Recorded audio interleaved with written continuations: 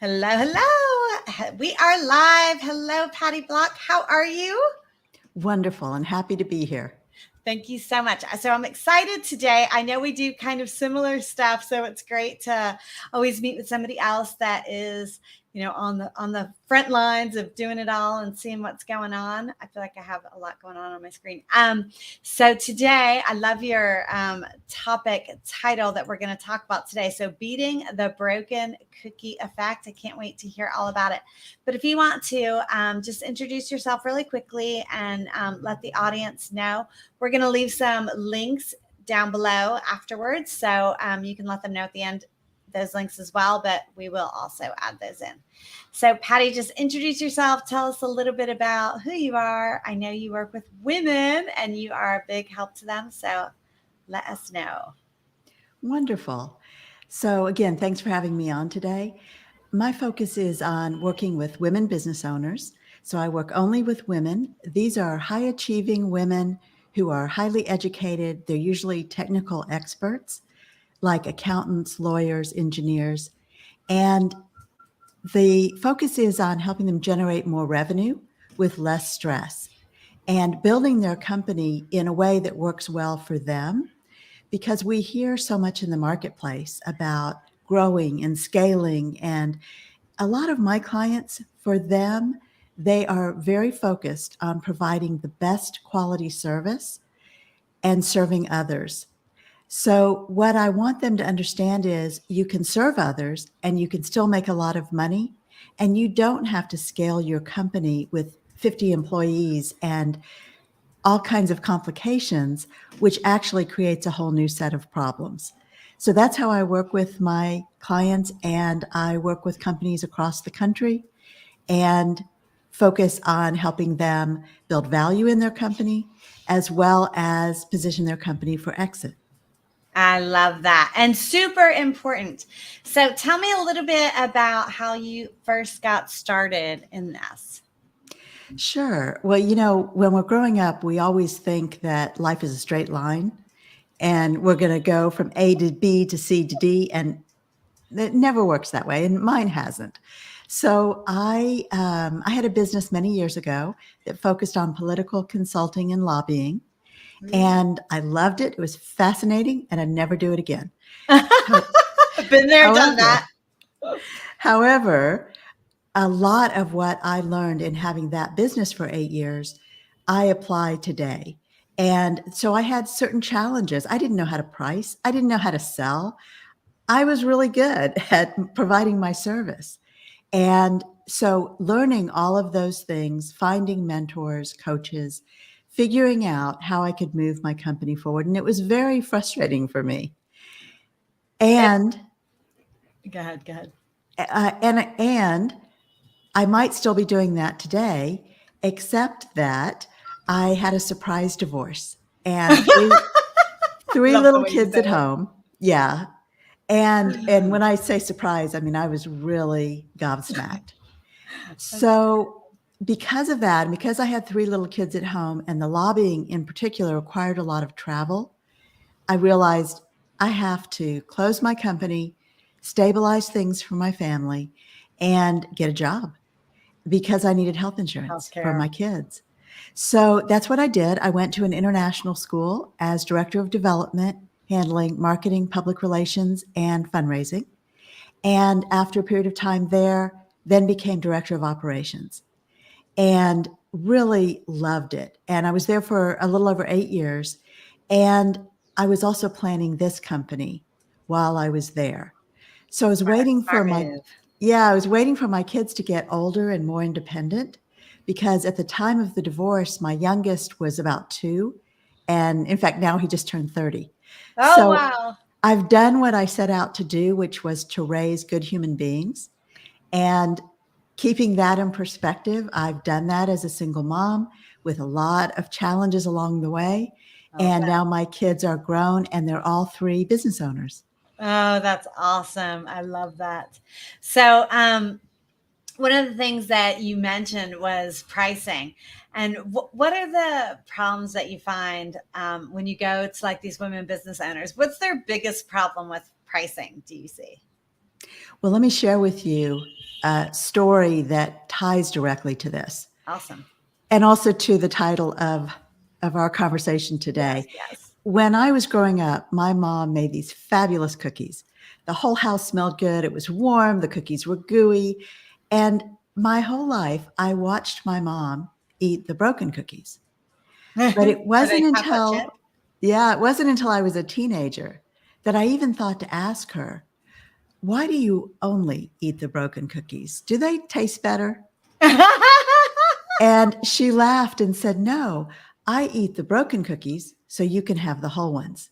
Oh. And not too long ago, I saw this really shocking statistic.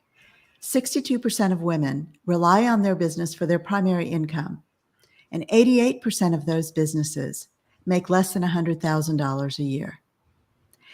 And all of a sudden, this image of my mom eating the broken cookies pops in my head. And I think that's what we as women are doing in our businesses.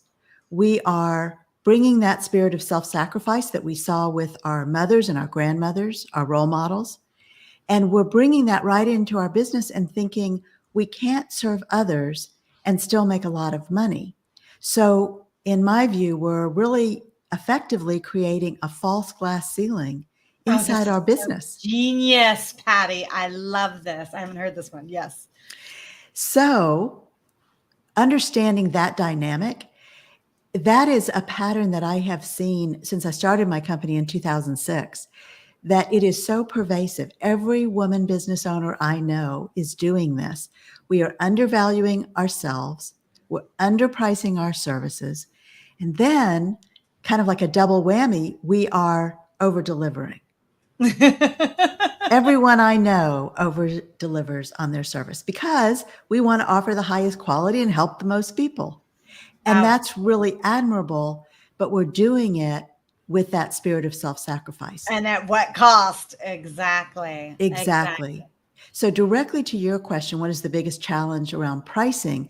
First, it's the mindset and feeling as though, so first of all, I have a lot of clients that are stuck in the hourly billing model. And that's all we know, right? A lot of us have come out of corporate. My clients work in technical fields like accounting, law, engineering. And so they come from that Billable hourly hours. billing model. Yeah. And you are not selling your time.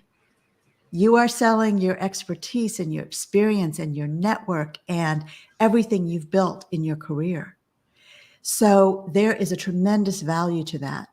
So one of the biggest challenges for women, it's two different pieces. One is understanding the value that you really bring to your clients. And the second is Yes. talking about it. Oh, talking Because about it is brutal. I get that. it is. I love that you've broken that in two because I do think that women have a hard time figuring that out. And so Figuring it out. And also we feel like we're bragging.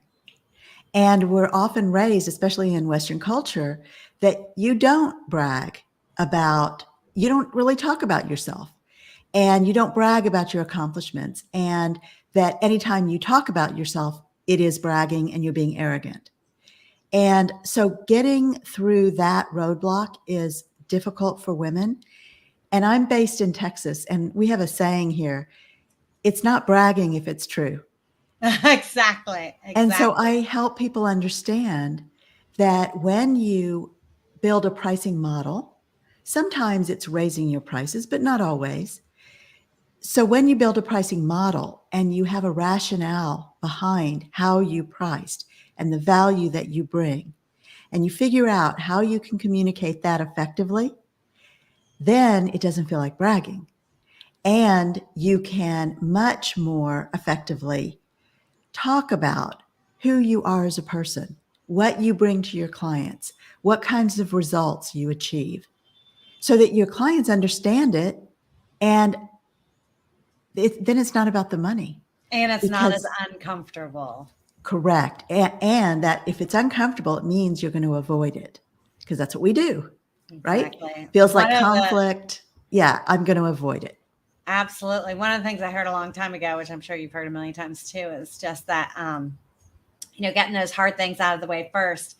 But also, when things make us uncomfortable, normally that's kind of where we need to lean in. That's probably where we need to go, kind of too. And another thing I wanted to share was Google actually has an initiative called I Am Remarkable, and I'm a trainer for that, and like a facilitator. But basically, what it is it validates what you're saying.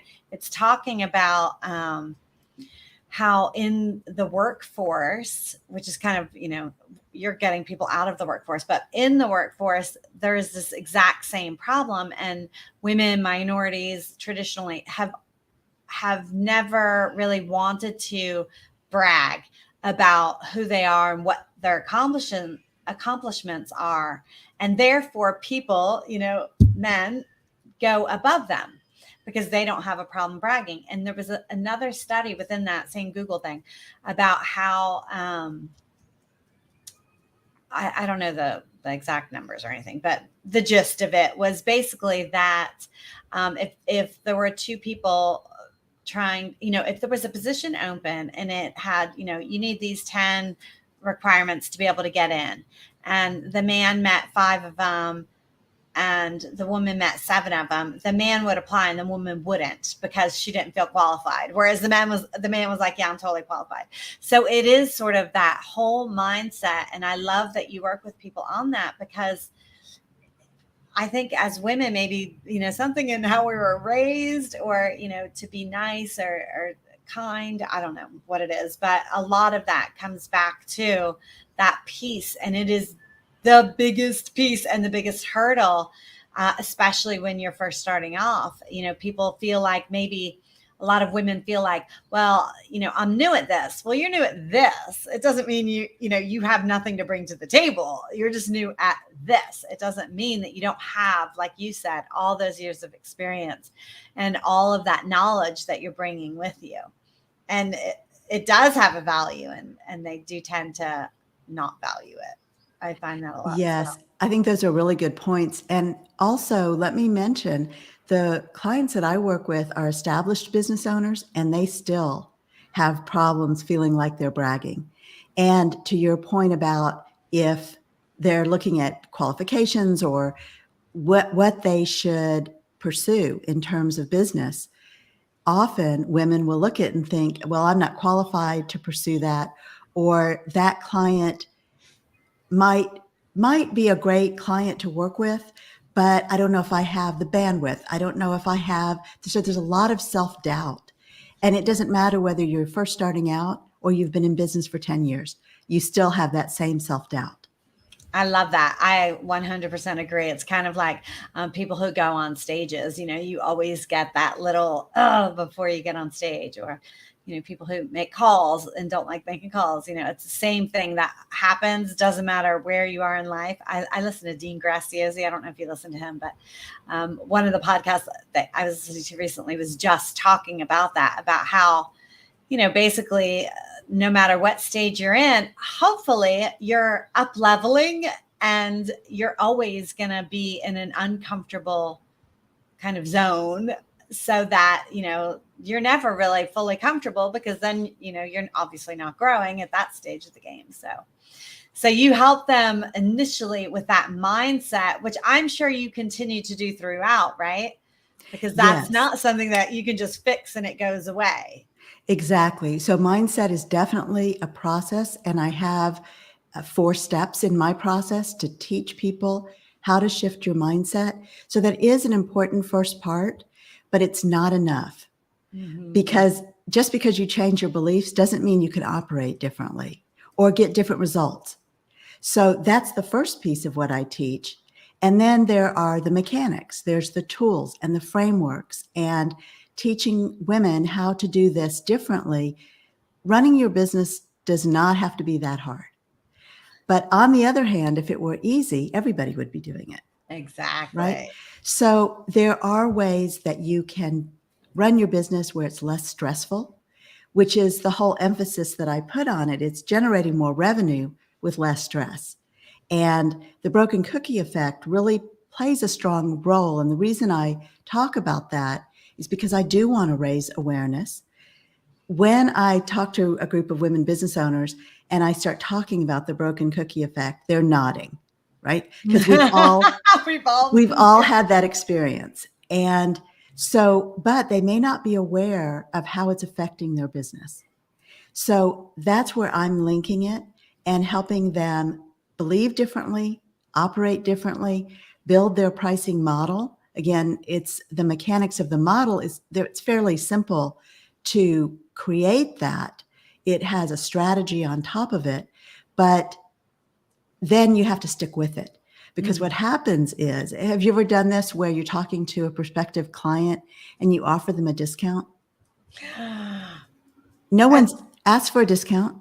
For me, that is like, if the one thing anybody ever takes away when I talk is please don't discount. Please don't discount. Your pricing and your sales process is not a negotiation. Exactly. And a negotiation is very specific. There's a definition for that. And that's when you're both on the same level playing field and there are things that you need and the things that the other person needs, and you negotiate a deal. That's a negotiation. Have you ever been to like a Latin market, like the street vendor type markets where I hate those because I don't like to haggle and go back and I'm like, no, I don't like to do that. And with your business, you definitely don't want to do that because it kind of cheapens the process, or your service, or I don't know how to say it really, but no, that's exactly right. What happens is it devalues the service that you're trying to sell. Exactly. And we do that to ourselves. If you offer a discount or you throw in something extra or you do things in the sales process, the other big problem is many business owners, especially women business owners, do not have a sales process. We make up a new one every time we have a prospect. And that also becomes a big problem. So a lot of what I'm bringing to my clients is structure and consistency and making sure that you have processes in place so you don't avoid, exactly what we were talking about a minute ago, that it feels so uncomfortable, you're going to avoid sales conversations, or you're going to really hesitate to talk about your pricing or what the investment is for your service. So because of that, our sales may not be at the level that we want. They may not be as successful as we want. And again, then you're not generating the level of revenue that you want.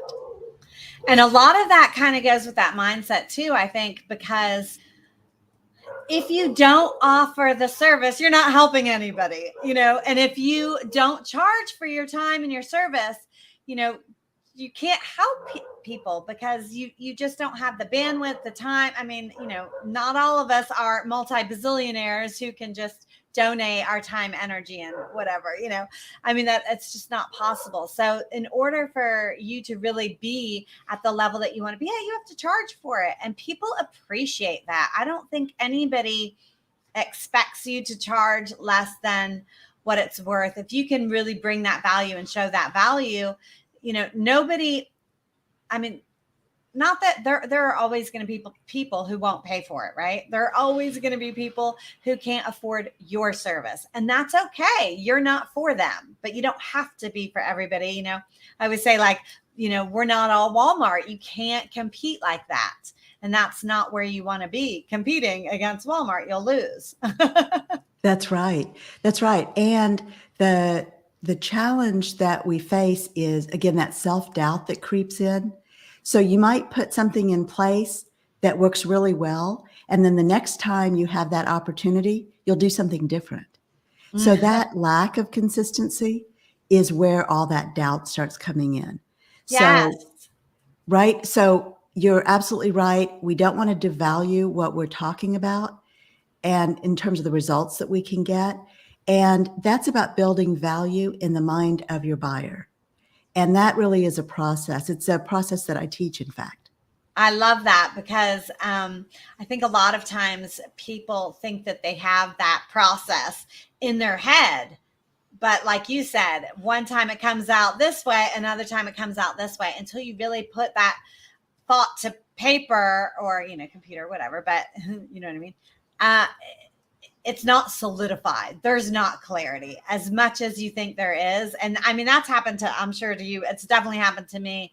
I think that I'm super clear on something, and then I start really either explaining it to somebody or writing it down, even, the step further than explaining it to somebody, but writing it down. And you start realizing there are holes in this, or I'm going this way and then this way.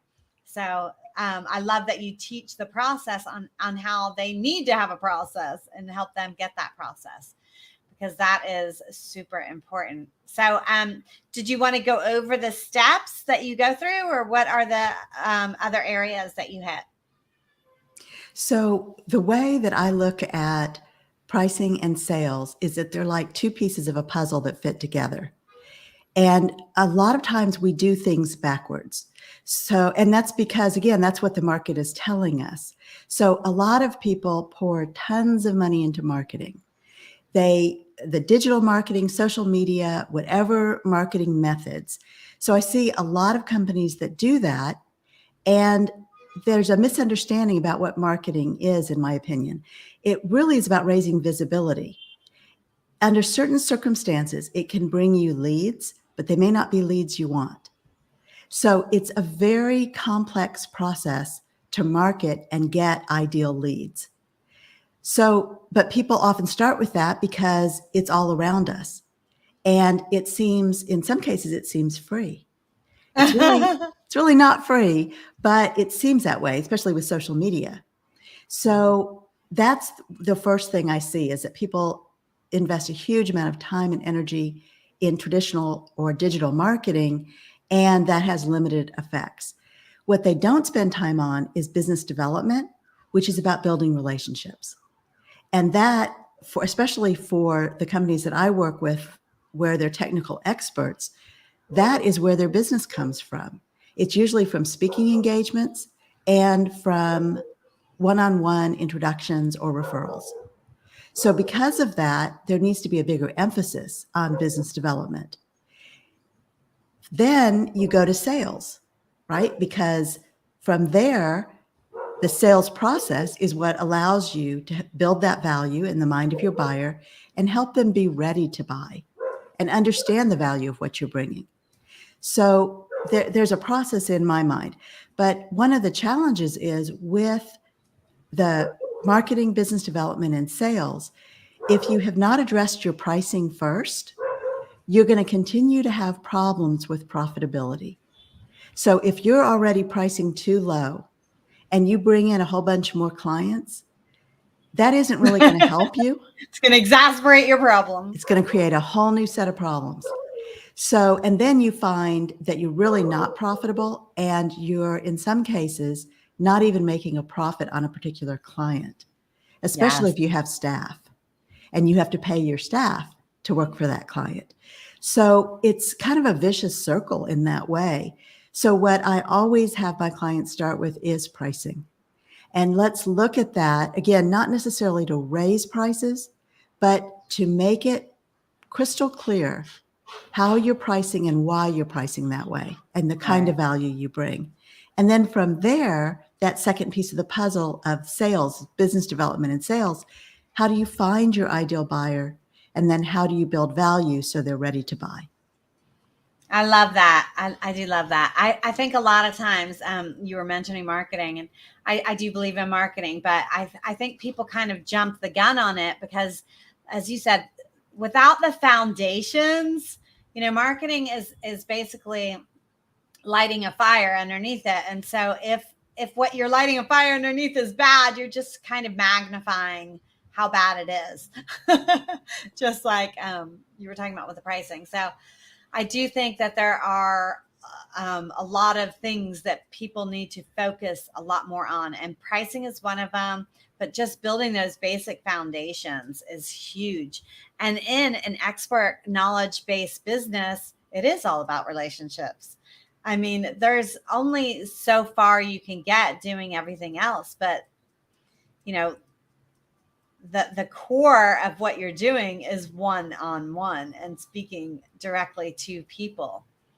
So do you teach how to do that? Is that part of what you teach as well? Like how to have that conversation, or what kind of conversation, or? Sure, I do. Although when my clients come to me, they're established business owners. So they already, for the most part, know how to do that. They've been building relationships, and it's how they've built their company so far. So I don't need to spend a whole lot of time on that. What they're more worried You go about, back to basics and get them that foundation that they kind of never got. correct. But also what they're most worried about are the sales conversations, because building relationships comes very naturally to us as women. Right. So we can build rapport, we can build that relationship, we can get to know people. And that part actually seems pretty easy to us. What becomes much more difficult is talking about our pricing, talking about what we priced a particular project or working together, and how we either ask for the sale or close the sale, which is essentially the same thing, but it's getting that commitment and what words to use and how to guide the buyer. And I have a whole system that I call Painless Selling to Ideal Buyers. And that is to guide my clients so that they know exactly how to guide their buyers. And there are a lot of challenges because every step of the way, we often feel like we're messing up. We're not doing it, quote, right. In fact, that's the one question I hear most frequently is, how do I know I'm on the right track? Are How do people I buying? know?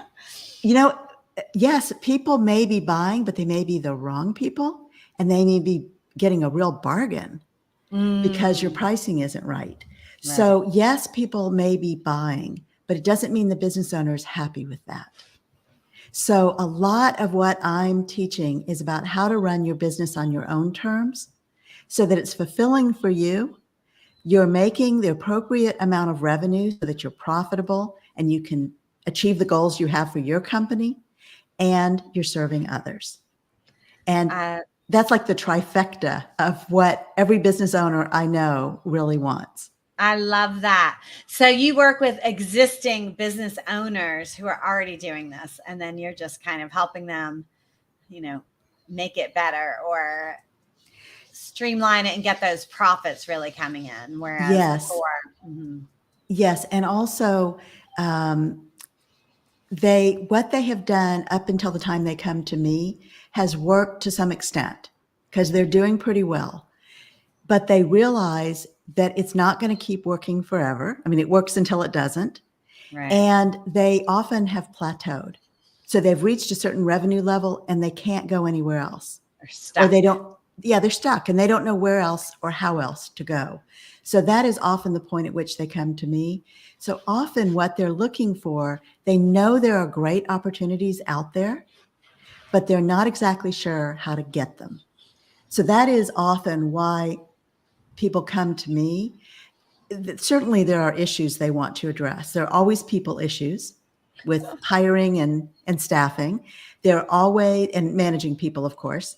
There are always issues with, they may not be aware there's an issue with their pricing, but they have revenue ups and downs. They have all kinds of issues inside their company. So they know things aren't optimized the way they could be. So those are the reasons they come to me. And then the third reason I mentioned at the beginning is if they want to position their company for exit. And I help them build the value so that they can do that. So that's typically why people come to me and why they work with me. And for me, I've achieved the trifecta. My work is incredibly fulfilling. I'm working with the people I want to be working with. I'm helping people, and I'm bringing in the level of revenue that allows me to make choices. Which is amazing. And that is what it is all about. So how can people get in touch with you? So I love connecting with people on LinkedIn, and it's Patty with a Y. So Patty Block on LinkedIn. And when you do, please mention this interview so I can connect the mental dots. And also you can reach me through my website, theblockgroup.net. So that's theblockgroup.net. And I have a free quiz that I'd like to offer to your audience. Awesome. And it's the Revenue Roadblocks quiz. So when you go to my website, you'll see a link for that. And when you take the quiz, you will get a full report that talks about what are the roadblocks that are in your way, what's really causing you problems, things you might not be aware of. And then there's a report on the first steps that you can take to address some of those issues. Awesome. All right. So I'm going to leave those links underneath, especially your website. It's tell me your website again. Theblockgroup.net. Okay. So the block, BLOCK, like your last name, theblockgroup.net. Okay. I know I have a link to that. So I don't think I put it in the initial one, but I will go back and add that in right now. Wonderful. So thank you so much, Patty. It was so great to see you again. And I guess we'll do this again at some other point in time, but it was fun having you on here. And if anybody wants to get in touch with Patty, you can find her on LinkedIn, as she said, and we'll put some links underneath this video. So ladies, you know where to go. Thank you so much. It's been great to be here. Thank you, and have an amazing day, everyone.